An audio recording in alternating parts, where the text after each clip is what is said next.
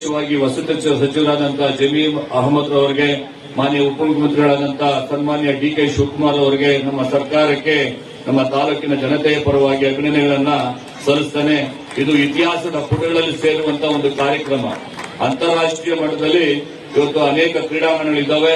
ಅದರಲ್ಲೂ ಕೂಡ ಇವತ್ತು ನಮ್ಮ ತಾಲೂಕು ಇವತ್ತು ಅಂತಾರಾಷ್ಟ್ರೀಯ ಮಟ್ಟದಲ್ಲಿ ಸೇರುವಂತಹ ಒಂದು ಹೆಸರುವಾಸಿಯಾಗುವಂತಹ ಒಂದು ಕ್ರೀಡಾಂಗಣ ಇವತ್ತು ಕೂಡ ನಿರ್ಮಾಣ ಆಗಲಿಕ್ಕೆ ಕೆಲವೇ ದಿನಗಳಲ್ಲಿ ಮಾನ್ಯ ಮುಖ್ಯಮಂತ್ರಿಗಳು ಬಂದು ಗುದ್ಲಿ ಪೂಜೆಯನ್ನ ನೆರವೇರಿಸುತ್ತಾರೆ.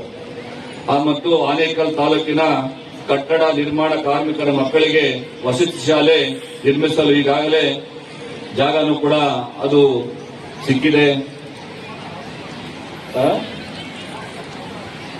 ಸೋಮವಾರ ದಿವಸ ಏನು ಸರ್ಕಾರದಿಂದ ಆದೇಶ ಆದ ತಕ್ಷಣ ಕಟ್ಟಡ ನಿರ್ಮಾಣ ಕಾರ್ಮಿಕರ ಮಕ್ಕಳಿಗೆ ವಸತಿ ಶಾಲೆ ನಿರ್ಮಿಸಲು ಇವತ್ತು ಕೆಲವೇ ದಿನಗಳಲ್ಲಿ ಪ್ರಾರಂಭ ಆಗ್ತದೆ.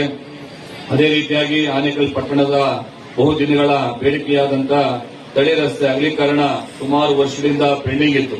ಈಗಾಗಲೇ ಅದಾಗಿದೆ, ಇನ್ನು ಪ್ರಿಂಟಿಂಗ್ ಸ್ವಲ್ಪ ಇದೆ.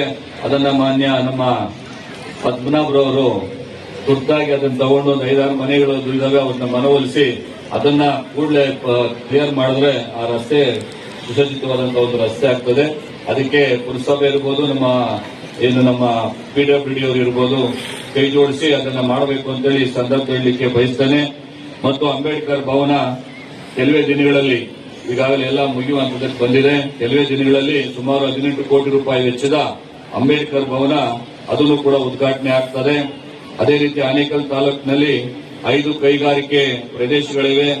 ಈ ಕೈಗಾರಿಕೆಗಳಲ್ಲಿ ಲಕ್ಷಾಂತರ ಮಂದಿ ಕಾರ್ಮಿಕರು ಕಾರ್ಯನಿರ್ವಹಿಸುತ್ತಾ ಇದ್ದಾರೆ. ಇವರ ಮತ್ತು ಇವರ ಕುಟುಂಬದ ಆರೋಗ್ಯದ ದೃಷ್ಟಿಯಿಂದ ಸುಸಜ್ಜಿತ ESI ಆಸ್ಪತ್ರೆಯ ಅವಶ್ಯಕತೆ ಇದೆ ಎಂದು ನಾನು